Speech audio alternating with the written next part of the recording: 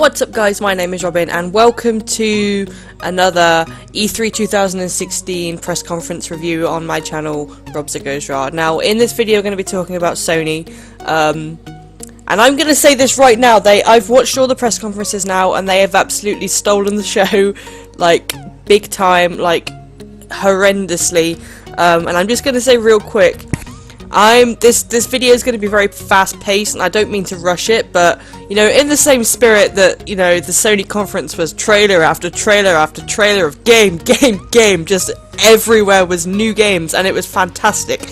And in that same fashion, I'm just going to tell you, I'm currently recording this video at 4 in the morning, 4:15 in the morning. As you can see, it's already getting light outside, and I want to get this video recorded so that I can just focus on recording the Microsoft one tomorrow before I have to go back to work. So that's all I'm going to do. And I say just the Microsoft one.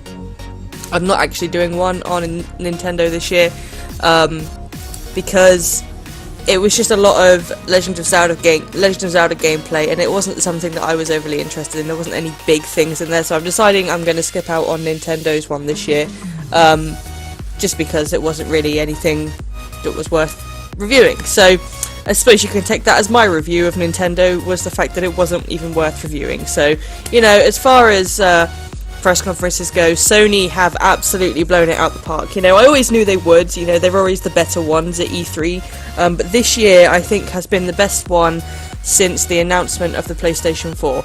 It was fast-paced, it was exhilarating, it was exciting. I had goosebumps from the moment the frickin' live orchestra started playing. It was absolutely insane. So for those of you who haven't watched it, I really recommend you watch it, but you know, everything I'm going to say is part of it anyway, and you'll see snippets of it in this video anyway. So like I said, there was a live orchestra, and the live orchestra that they had there are the orchestra and the conductor that are behind the new God of War game's soundtrack. Now, it blew my mind. I'm not even, you know, exaggerating. I'm a big fan of the God of War series. It's been in the rumour mill that the new God of War's happening, and I think it was confirmed, but we hadn't seen anything about it. We didn't know what it was going to be about.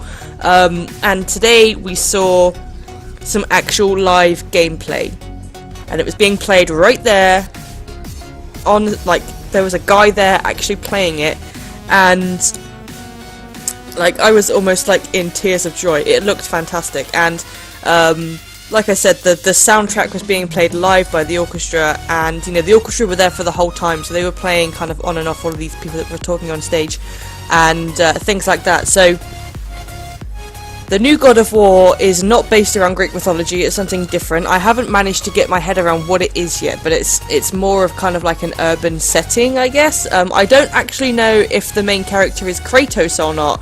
It doesn't look anything like him, but you know, he's got the red and white markings like Kratos has, but I don't know if it actually is or not.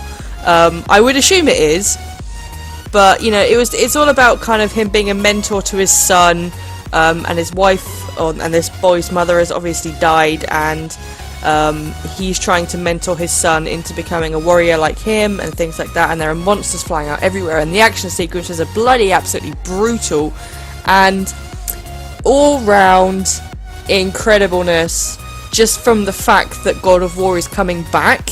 So the fact that it's coming back in such a big way is like, it looks really, really good. It looks really, really good. It's something that I'm really excited about.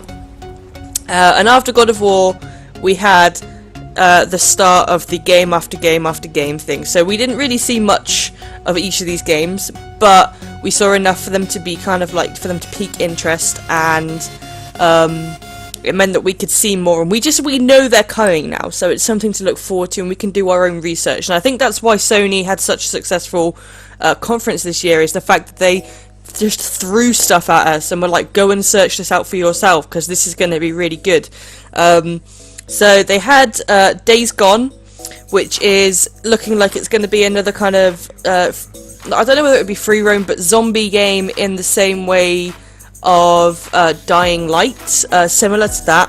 And we actually saw a live demo of it being played there and then at the end of the show, which was really cool. It looks really good. It looks very kind of very well finished, if that makes sense.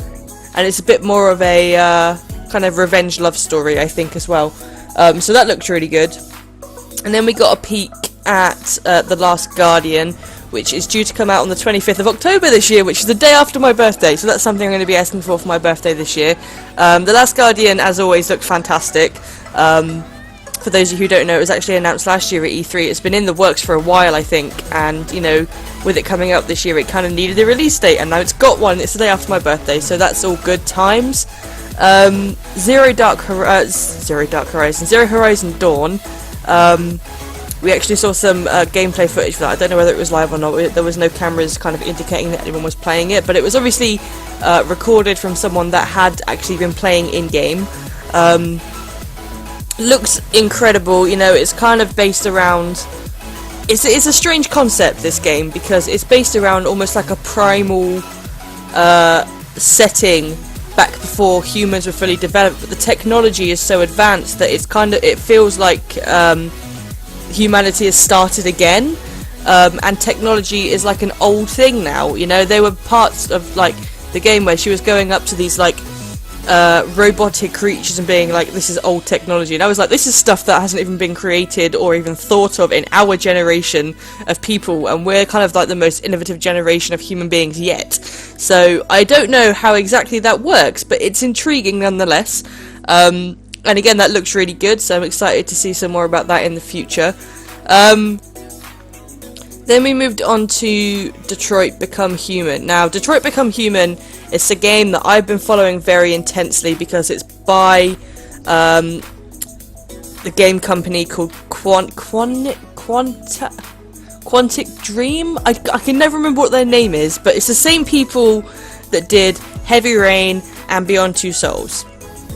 I love those games. They are my favourite games on the planet. Heavy Rain particularly, I absolutely loved it because it was the first. Like, Heavy Rain was the first game where you got like proper multiple endings and you could properly have your own story. And I platinumed that game. I broke my PlayStation 3 doing it, but I platinumed that damn game, and it took me a long time to do. But you know, it's you know, this new game, the stuff we saw in the trailer you're seeing for it right now is something completely different to everything we've seen so far. Everything we've seen from this game so far has been based around a female character, and this time around we're being based around a male character. So it kind of begs the question, will there be kind of like character choice and things like that? Again, it's got a very, very wide range of ways to play it. You know, you can see in the trailer, like every decision counts, like more so than it did in Beyond Two Souls, and even more so than it did in Heavy Rain. You know, every decision that you make in this game absolutely counts for everything that you're working towards, and the sequence that we saw was so intense, and it's all about robotics and them kind of going haywire in a similar way to they do in like the Alien films, I guess. Like they can't, like their systems get messed up and things like that. And it was really interesting to watch, actually. And it wasn't something I was like, I knew it was going to be at E3 this year, but it, like, the thing that we saw of it, sorry, my cat was just being weird. The thing that we saw, like the trailer. Sorry, 1 minute, guys. Storm is being weird. Stormy! Hey, being weirdo. Walking on your 2 feet. You being weirdo. He runs really strange. He kind of laps. Anyway, yeah, like everything we've seen from this game so far is completely different to what we saw in the E3 trailer for it, and it was really nice to see the diversity, because obviously this game is going to be huge. It's going to be so based on your own actions in every single way that every single person's story is going to be completely different, and it was fantastic to see that. And I don't know, it really excited me. Like, obviously I knew this game was going to be the cat's going crazy. Obviously I knew this game was going to be fantastic anyway, purely because of the studio that it's coming out of. They don't go, you know, half-heartedly on games. Every single one of their games has been absolutely mind-blowingly phenomenal. and it's nice to see that this game is going to be no different, but in a different direction to what it has been in Beyond Two Souls and what it has been in Heavy Rain. You know, each of them two games on their own are completely separate from one another, but in the same kind of concept of how they play as a game. So it was really nice to see that, and yeah, I'm like especially excited about that game. It looks incredible. And then we moved on to something that I'm very much in two minds about at the moment, because it looks great. When I first saw it, I didn't realise what it was. I was looking at the trailer and I was like, oh, this game looks amazing. Then the big title showed up saying Resident Evil 7 Biohazard, and I was like, are you fucking kidding me? This is a Resident Evil game. And, you know, there were no zombies in the trailer, and there was one jump scare. And, you know, I can appreciate the fact that you don't have to have jump scares in a horror game for it to be effective. I'm very passionate about the fact that you don't need to have a lot of jump scares in a game for it to be terrifying. Actually, the game I'm developing is going to be a horror game with bare minimum jump scares. You know, I find it's all about atmosphere and the way that the environment communicates the story and the kind of intensity behind it, and I feel like that's what they're trying to pull off in Resident Evil 7 here, and it's something that I think a lot of people aren't liking because they're not used to it within a Resident Evil game. You know, Resident Evil games primarily are just zombies in your face and you shoot them with a gun. So this looks like it is completely different for that, and I'm in two minds about it, because I am one of them people that is stuck in the ways of Resident Evil should be done this way. And, you know, Resident Evil 6 wasn't great, neither was Resident Evil 5. I think the last good one was probably 3, and they've had all the ones in between. And bearing in mind 3 was on the PS1, so, you know, it kind of begs the question, why have they done so many bad games? But, you know, I'm not saying they were bad, but they weren't, you know, fantastic, like, compared to the first 3. This one looks like they've taken that into consideration and they're trying something different, so that is a very positive thing. But still stuck in the mind that Resident Evil should be done a certain way. It's something that's just going to take some getting used to, I think. And the really exciting thing is that this game is going to be able to be played start to finish on PlayStation VR. Now that is something, you know, they've emphasized PlayStation VR very heavily this year, and I'll talk a little bit more about that in a minute.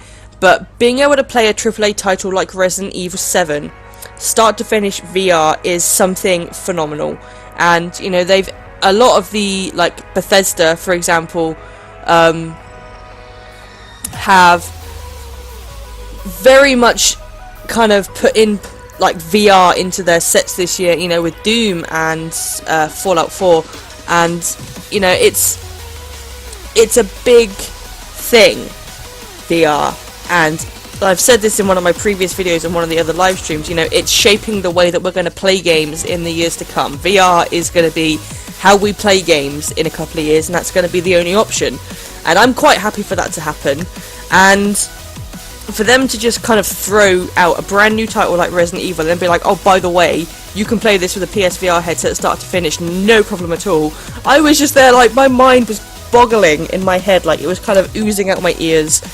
And I was just this is fucking phenomenal, and it's not even that far away. We've only got to wait till January 24th next year. And I say that's not that long away, but actually in reality it's not that long. We've got less than a year's wait anyway, and Resident Evil 7 will be available on PSVR, and it looks incredible. So PSVR is something that the Sony are taking very seriously. It's going to be something, you know, they didn't talk about the PlayStation Neo this year at E3, and I'm very grateful for that, because otherwise I would have probably put a downer on this, because I'm not going to talk about the PlayStation Neo because I don't like the idea of it, but PlayStation VR is going to be compatible completely with PlayStation 4, so that's fantastic. It's something that was kind of in doubt when the PlayStation Neo was announced, so the fact that they're bringing all this stuff out and including it with the PlayStation 4, fabulous. I'm well on board with that. They put a game out called Farpoint, which is kind of like a shooter game, really, really cool looking. And then they got into the really, really popular stuff, because Farpoint is kind of a game that is new, and it's being developed specifically for VR. And all the games I'm about to list are being developed specifically for VR, by the way, but this one is something that is not a playoff from something else. It is just built, there's only one version of it, and it's VR, so yeah, fantastic.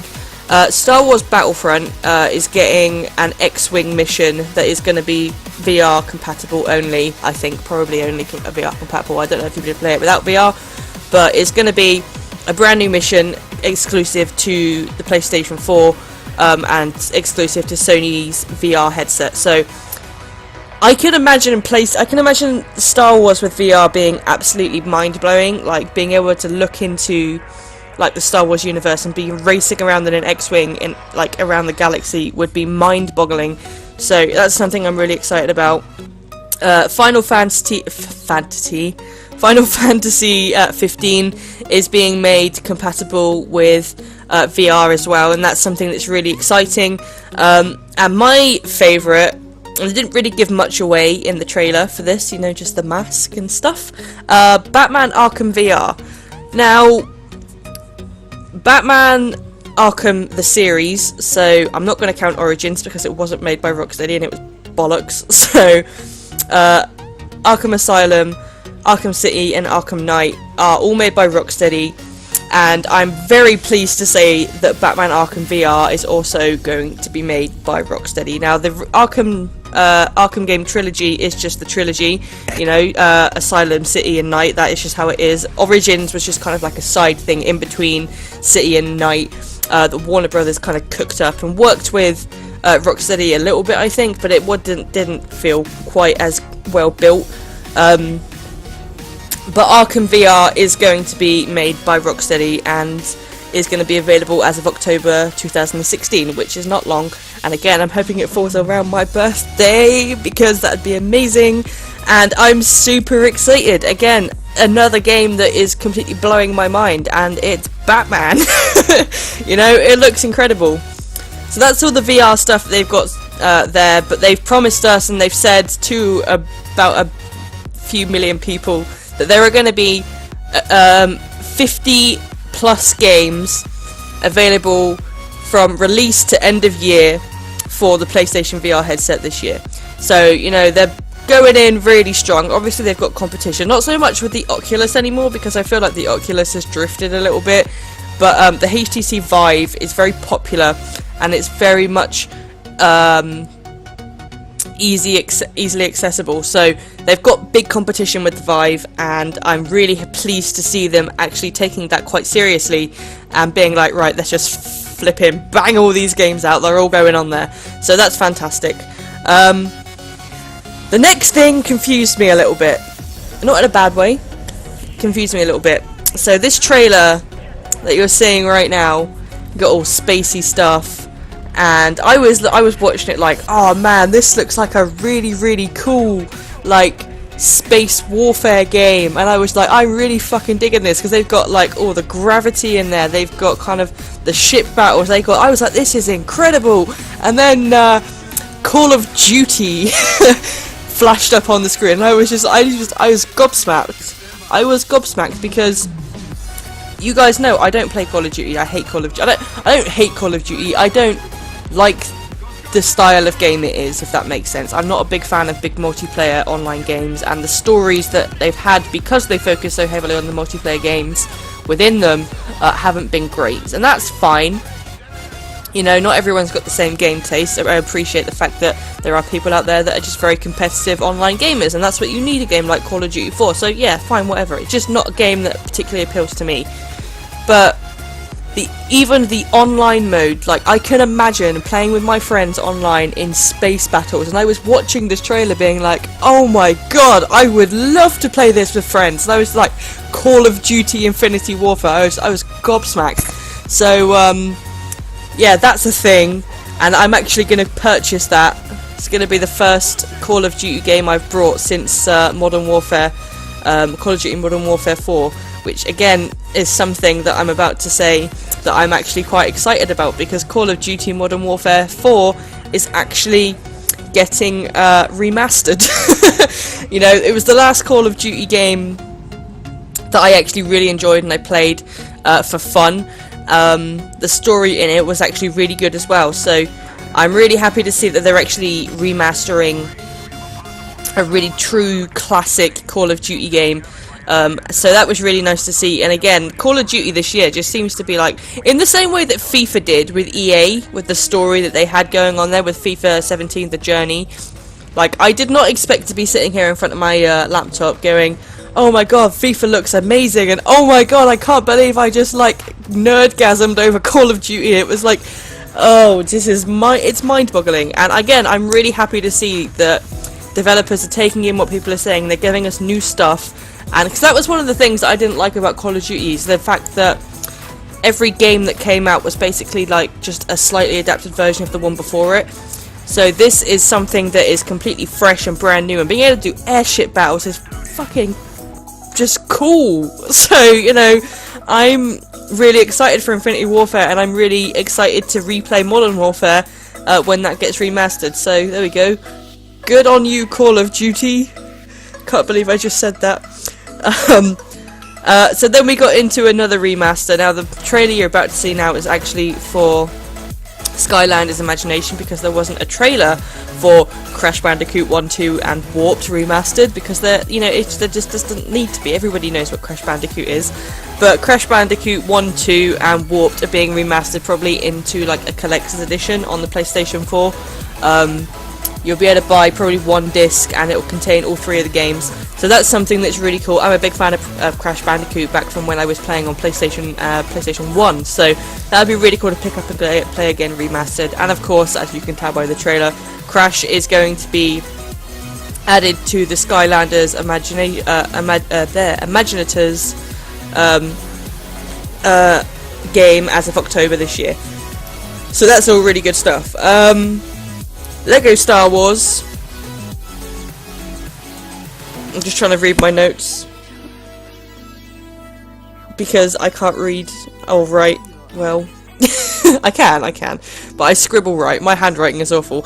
Anyway, Star Wars: Force Awakens looks funny, looks fun, looks action-packed. And I say Star Wars: Force Awakens. I'm on about the Lego one, obviously. Lego Star Wars: Force Awakens.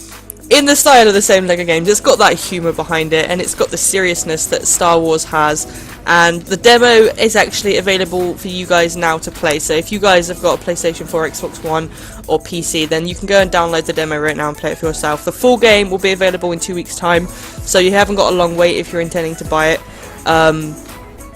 You know, I like the LEGO games. I love LEGO, so I love games, so combining that is just kind of like a win-win for me, so that was really cool.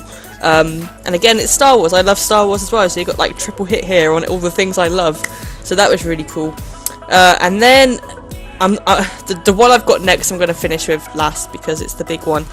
So I'm going to do the one that's actually last on my list. Spider-Man's getting a new game made by Insomniac Games, which actually looks really good. Now, I don't have so much a love-hate relationship with Spider-Man in the games. I think they can be a little bit samey, and I think they push too much in some of them. Like, I played The Amazing Spider-Man 1 and 2, and I enjoyed them. You know, they weren't bad games, but, you know, I played better. Like, the first lot of Spider-Man games on like PS2 were incredible for their time. So this one actually looks like it's a brand new Spider-Man that hasn't been taken from anywhere but the comics, which is really cool, because obviously the last few Spider-Man games, like The Amazing Spider-Man, I mean, yes, they were based on the comics because they had all the different characters in there, but they were primarily made because the films were being made. So this one just looks like it's come out of thin air for no reason whatsoever other than to be really cool, which is great. So that looks like it's going to be amazing. And then we had the big one, and this man called Hideo Kojima just walked onto the stage with glowing footprints going along, and said that he's back and he's started his own development company, and I shit you not, I nearly cried again. This conference made me nearly cry a lot. For those of you who don't know, I'm still very much sour about the fact that Silent Hills was cancelled. It pissed me off, and I still can't believe that it got cancelled. It was looking out like it was going to be like probably the best game, best horror game in a long time, and Sorry, I just breathed out really loudly and got scared. Anyway, so Hideo Kojima has got a production company of his own called Kojima Productions. Fantastic. He has a new game coming out called Death Stranding. Fantastic. We saw some real game footage in it in E3 this year of this game. Fantastic. It was a little bit weird. There were like footprints and naked Norman Reedus. Norman Reedus is in it, which is something that I'm really happy about, because I know after he was going to be in Silent Hills, him and Hideo Kojima obviously wanted to form some kind of partnership in another project. So it's great to see that the first game to come out of Kojima Productions is something that involves Norman Reedus as the main character. I think that's phenomenal. So yeah, we saw some footprints and a baby that was kind of coming out of Norman Reedus's stomach from a cord, like a wire, and he had probably had, like, it looked like he had a C-section, a cross on his stomach, and then there was black hands and just stuff in this. It was weird. I don't know what kind of game it's going to be. It didn't give anything away. There were a lot of pieces of it that just didn't fit together. Like, nothing actually made sense. I don't know whether it's going to be a horror game. I hope it is, because that's what kind of that's what Hideo Kojima is like specialized in. Like, obviously apart from Metal Gear Solid, but you know, the Silent Hill games for the most part were fantastic and by far my favourite game series. So, you know, I really hope it's going to have some kind of eerie horror factor to it, but it actually looks like it's going to be something completely brand new that we haven't seen before. And Norman Reedus looks fantastic in it, obviously, not just because he's naked. I don't really find Norman Reedus that attractive. I think he's a fantastic actor, and I know a lot of people crush on him. He's not really my type. I am so hyped for this game, like, unbelievably, because it is the rebirth of probably the greatest game producer on the planet of this generation, and that is Hideo Kojima. I absolutely love his work, and I'm really excited to see what comes out of a studio that is solely run by him, and he is in charge of everything, and he is a perfectionist, and you know, I love that. And I love that he has not quit because he got thrown out of Konami for horrendously ridiculous reasons, and I just am so excited to see where this takes us, like with this game project, because you know, we've been given the notion of it's happening, but we don't actually know what it is. So, you know, it's fantastic, and I'm really excited for that. So that is the Sony conference, and it was fast paced, and I'm not even sorry about that, because it was in true style of the Sony conference. They had an hour and they mashed in game after game after game, and I was just there like trying to write this down, and I was like, oh, I've just fucking missed the title. I have to rewind and watch it again so I don't miss it. It was insane. It was absolute madness, and I loved every minute of it. I was just watching it kind of like for like the whole hour that they were on there. And, you know, there was no messing around. They knew what they were doing. They were just like, bam, bam, bam, have this, have this, have this. And I was like, oh my god, my brain can't take it. You know what I mean? It was absolute madness, and I loved every minute of it. So definitely Sony have stolen the conferences for this year. Microsoft's, in comparison, was dull as hell. But, you know, they had some good stuff, and I'm going to talk about that in the video that's coming up next for you guys, but I'm going to sleep in between recording them, so obviously they'll come out on the same day for you guys, but I would have had some well-needed sleep in between, because it is very much light outside now, and I need to go to bed. So that's going to be it from me for this video. If you haven't watched the Sony conference, watch it, just watch it, because it will blow your mind. You know, everything I've put in this video from the Sony conference, or the game footage, means nothing unless you watch the conference and get the blow-by-blow thing that I'm talking about. It was a phenomenal show, and I loved it. So go and watch it if you haven't. Let me know what you think about everything I've said about it in the comments below. Make sure you keep an eye out for the rest of the videos that are coming out this week, and the final E3 conference video, which is Microsoft, coming out later today. And until the next time you hear from me, guys, as always, stay classy, gamers.